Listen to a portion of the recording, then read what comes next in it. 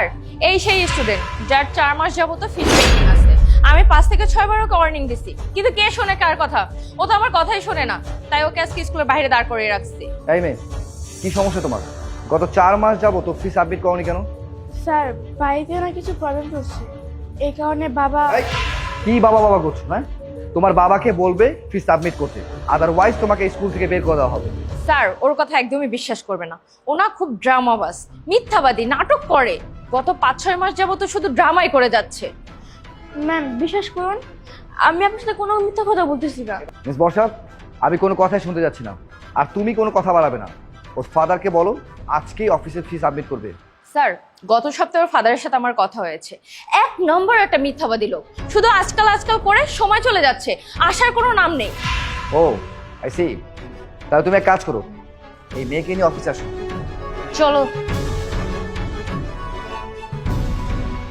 এবার বলো, তোমার বাবা কি করে? স্যার, আমার বাবার একটা জুতো শপ আছে। কিসের জুতার দোকান স্যার? ওর বাবা মিরপুর রাস্তার পাশে জুতা পরিষ্কার করে। মিথ্যাবাদী কোথাকার, আসছে সপলি। এই, তুমি এত মিথ্যা কথা কেন বলো? তোমার বাবার যদি ক্ষমতা না থাকে এই স্কুলে অ্যাডমিশন করানোর, তাহলে ভর্তি করিয়েছে কেন? আর তুমি তো চাইলে কোনো সরকারি স্কুলে পড়তে পারতে, ওখানে তোমাদের মতো অনেক বাচ্চা পড়ালেখা করে। স্যার, আপনিও না গরুর সামনে বিন বাজাচ্ছেন। আপনি একটা কাজ করেন, ওর নাম স্কুল থেকে কেটে দেন, তারপর স্কুল থেকে ঘাট ধাক্কা দিয়ে বের করে দেন। তাহলে না ওর বাবার একটা আক্কেল হবে।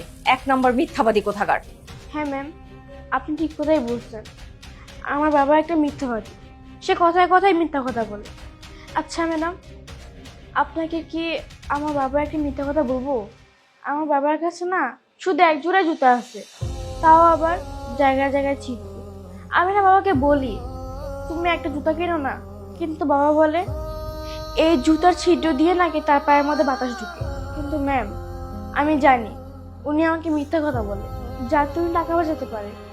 আর ম্যাম, আমি কি আপনাকে বাবার 2 নম্বর মিথ্যা কথাটা বলবো? উনি সব সময় রাতের বেলা সবজি কিনতে যায়।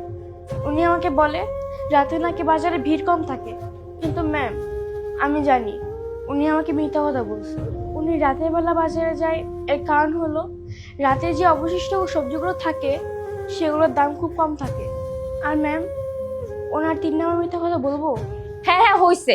এই সমস্ত মিথ্যা কথা এখন বাদ দাও, এই সমস্ত নাটক না অফ করো। কেন ম্যাডাম? আপনি তো বুঝছিলেন আমার বাবা 1 নম্বরে মিথ্যাবাদী লোক, কিন্তু ওনার তো এখন হাজারো মিথ্যা কথা বাকি আছে। আমি মানছি যে প্রবলেম সবার জীবনেই থাকে। হ্যাঁ, আমি এটাও স্বীকার করছি যে তোমার বাবা তোমার লেখাপড়া করার জন্য অনেক স্ট্রাগল করছে, কিন্তু আমাদের এই স্কুলের একটা রুলস অফ রেগুলেশন আছে, তার বাইরে তো আমি যেতে পারি না। হতে পারে আমি তোমাকে সাহায্য করতে পারবো না, তবে তোমার জন্য আমি একটা কাজ করতে পারি। তোমাকে আমি 1 সপ্তাহ সময় দিচ্ছি। এই 1 সপ্তাহের মধ্যে তুমি তোমার বাবাকে বলে স্কুলে ফিটা দেওয়ার ব্যবস্থা করো, তাছাড়া কিন্তু তোমাকে স্কুল থেকে বের করে দেওয়া হবে। Thank you sir. আর স্যার, আমার বাবা যতই মিথ্যা কথা বলুক না কেন, তিনি কিন্তু একেবারে সত্যি কথাই বলে। উনি যদি কোনো কথা দেয় সেটা নিশ্চয়ই রাখে। আপনি দেখবেন স্যার, উনি 2-1 দিনের মধ্যে টাকাটা দিয়ে দিবে। কে, তোমার কনফিডেন্স দেখে আমার অনেক ভালো লাগছে, আর আমি জানি তুমি একজন খুব ভালো স্টুডেন্ট। একটা কথা বলি, আমি তোমাকে যে টাইমটা দিয়েছি এই টাইমের মধ্যে যদি তোমার বাবা তোমার স্কুলে ফিটা দিতে না পারে, তাহলে তুমি এক কাজ করো, তুমি আমাকে বলো, আমি যতটুকু পারবো তোমাকে হেল্প করার চেষ্টা করবো।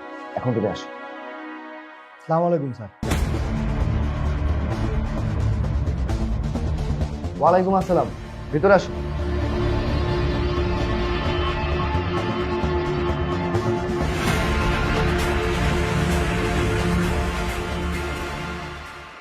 আমি মাপ চেয়ে নিচ্ছি স্যার। এবার আমার মেয়ের পরীক্ষার ফিসটা দিতে একটু লেট হয়ে গেল, এরপর থেকে আর কখনো লেট হবে না।